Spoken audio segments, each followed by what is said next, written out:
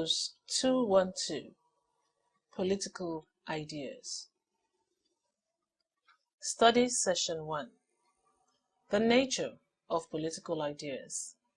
Introduction.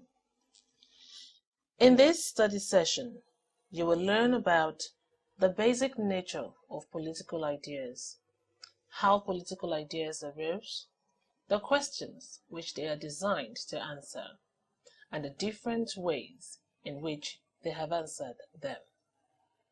When you have studied this session, you should be able to define and use correctly the keywords printed in bold letters. You should also be able to explain the central questions which have given rise to political ideas and discuss at least 4 representative answers to these questions. Central questions to political ideas. Political ideas arose out of attempts to understand and explain political life. There are many questions which political ideas seek to answer, but generally, these questions relate to the origins of the state and the justification for its existence. Some of the specific questions which political ideas seek to answer are: just what is the state? How did it emerge? Does God ordain it, or is it the product of a common agreement among citizens? Does the state promote good or evil? How much power should the state have, and in what spheres of human activity? You should also know that the concept of the state is central to political ideas. Pick up as many dictionaries as you can find and write down the definition of the state in each of them. Look for introductory texts on political science and also see if you can find additionally very good and clear definitions of the state. The state is a sovereign or independent association exercising authority over defined territorial boundaries and people through the machinery of a government.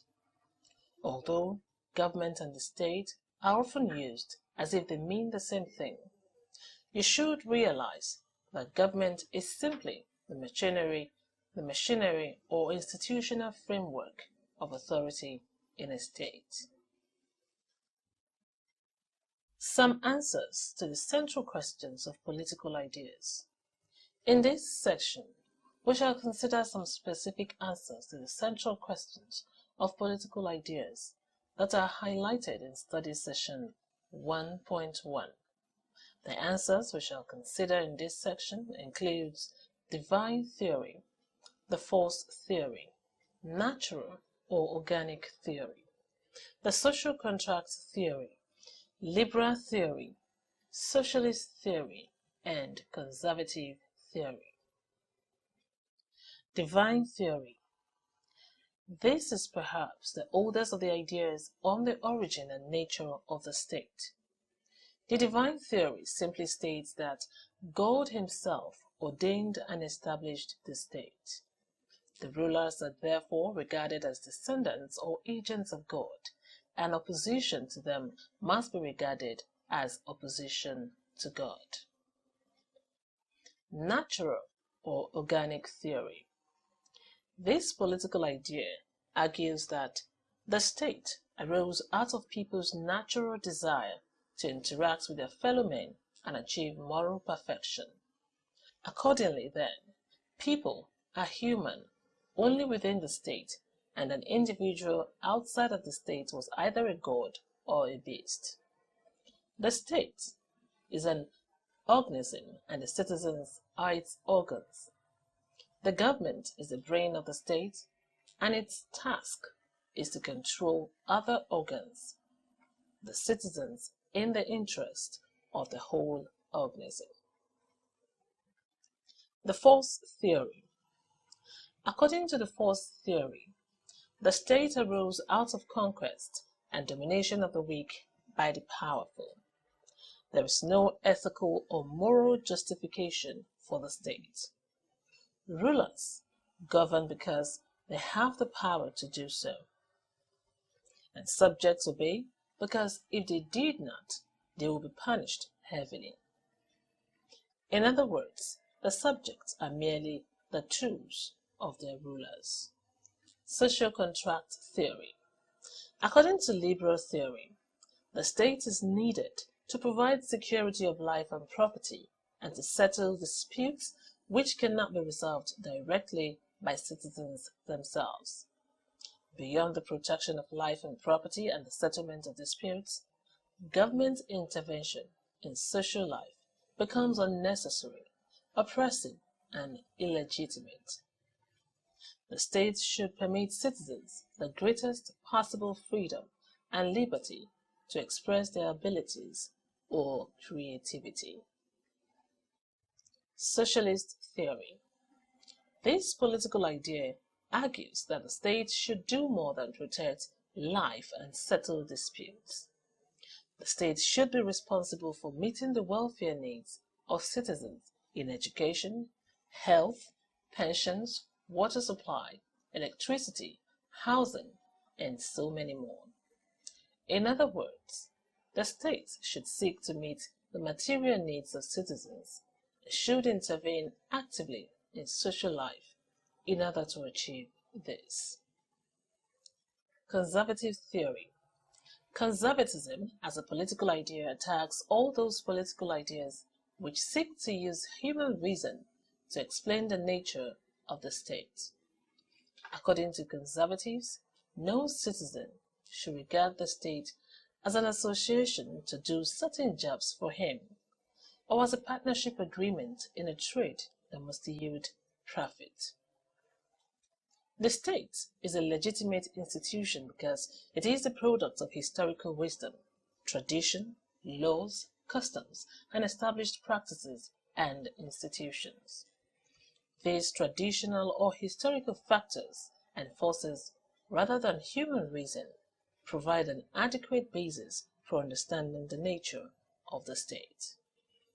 Following the above explanations and notwithstanding the disagreement amongst these writers, all agree in ascribing to the state four elements, namely people, territory, government, and last but not the least, sovereignty. Some writers define the state as essentially a class structure. Others regard it as a one organization that transcends class and stands for the whole community. Some interpret it as a power system. Some still view it as a legal construction. To some, it is a necessary evil, and to very few, an evil that is or will be unnecessary someday, while to others, it is the word that God has made for itself. Yet to others, it is a community organized for action under legal rules. Taking cognizance of all such considerations, Ghana gives a matter-of-fact definition of the state as a community of persons, more or less numerous, permanently occupying a definite portion of territory, independent or nearly so of external controls, and possessing an organized government to which the great body of inhabitants render habitual obedience.